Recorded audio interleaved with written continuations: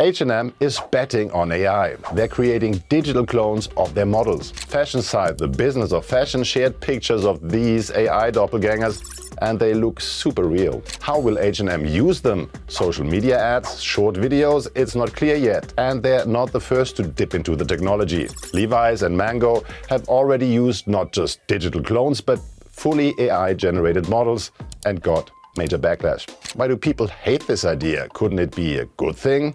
But first, how are they created anyway?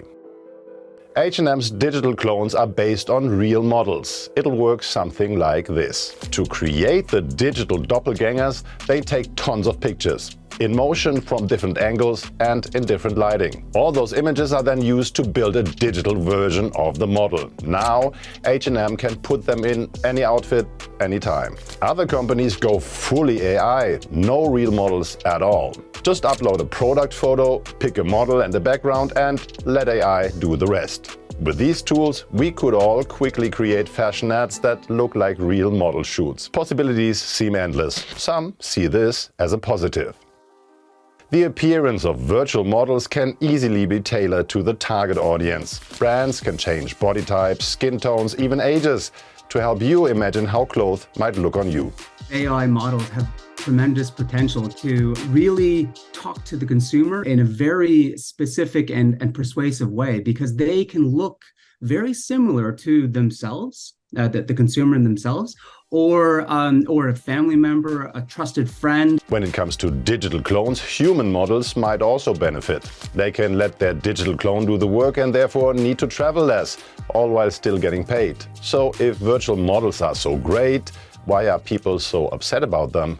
Well, there are some serious concerns.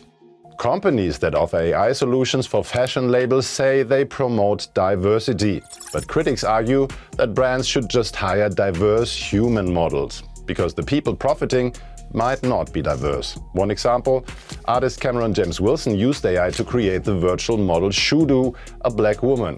He marketed her to brands and magazines. But Wilson himself is a white man. Many people weren't happy about that.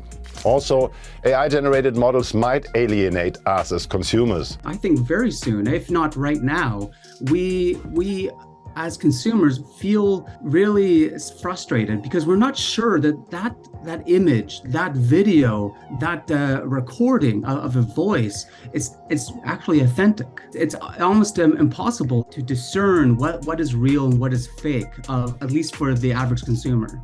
H&M says they label it whenever they use AI to create something. Social media companies have been trying to establish a standard for AI labels for a while now, but without real success. Lastly, there's questions of copyright and consent. Companies creating AI fashion models train their programs using photos from the internet, including real models' faces.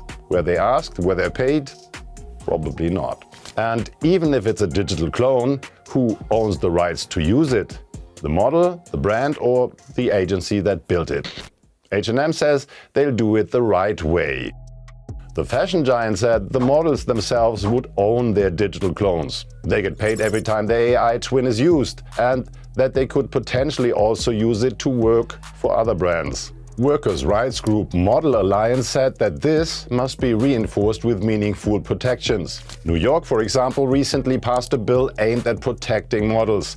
It also includes guidelines on digital replicas. Model Alliance also warns that even if the models themselves are fairly paid, there's lots of other workers who might lose their jobs. Set designers, stylists, or makeup artists.